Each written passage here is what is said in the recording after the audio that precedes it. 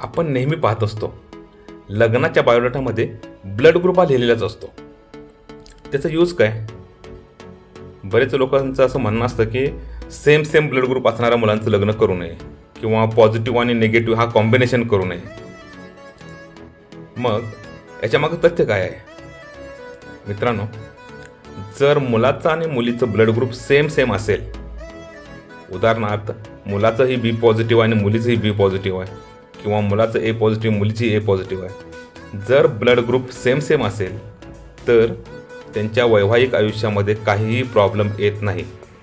उलट हा एक आदर्श ब्लड ग्रुप म्हणावा किंवा आदर्श लग्न म्हणावं असं मला वाटतं. कारण काय, तर हे दोघंही एकमेकाला ब्लड डोनेट करू शकतात.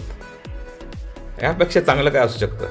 आणि पुढे जाऊन यांना जे मूल होणार आहे, जे बाळ होणार आहे, त्याचाही ब्लड ग्रुप सेमच असणार आहे, जो आईबाबांचा असणार आहे. त्यामुळं सेम ब्लड ग्रुप असताना लग्न करू नये हा जो विचार आहे तो चुकीचा आहे. दुसरा पॉईंट असा आहे की निगेटिव्ह आणि पॉझिटिव्ह हे कॉम्बिनेशन करू नये असे बऱ्याचदा म्हटलं जातं. तर ॲक्च्युली जर मुलाचा ब्लड ग्रुप निगेटिव्ह असेल, RH निगेटिव्ह, मग ब्लड ग्रुप कोणताही असो, ए असो, बी असो, AB असो, O असो, जर मुलाचा ब्लड ग्रुप हा निगेटिव्ह असेल आणि मुलीचा हा पॉझिटिव्ह असेल, कोणत्याही ग्रुपमधला पॉझिटिव्ह RH पॉझिटिव्ह असेल, तर काही प्रॉब्लेम होत नाही.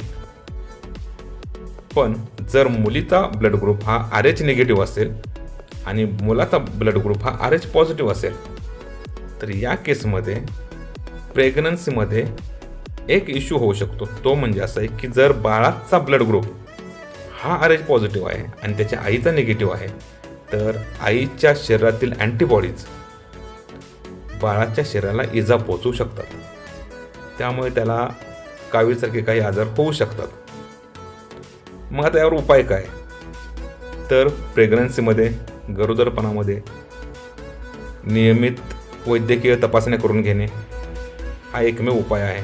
आणि डॉक्टर पण काय करतात की ज्या स्त्रीला निगेटिव्ह ब्लड ग्रुप आहे त्यांना अँटीडीचं इंजेक्शन देतात, ज्याच्यामुळे त्यांच्या अँटीबॉडीज ह्या बाळाला इजा पोचू शकत नाहीत आणि बाळ पण सुरक्षित राहतं.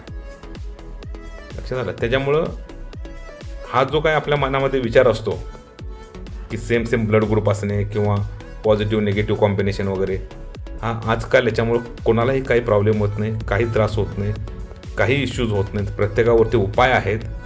त्यामुळे एक साधा सोपा एक सल्ला म्हणून मी सांगेल, जर तुम्हाला स्थळ पसंत असेल, मुलगा आणि मुलगी जर एकमेकांना पसंत पडले असतील, एकमेकांच्या कुटुंबियांना पसंत पडली असतील, तर ब्लड ग्रुपमध्ये अडकून राहू नका. तुम्ही बिनधास्त लग्न करू शकता.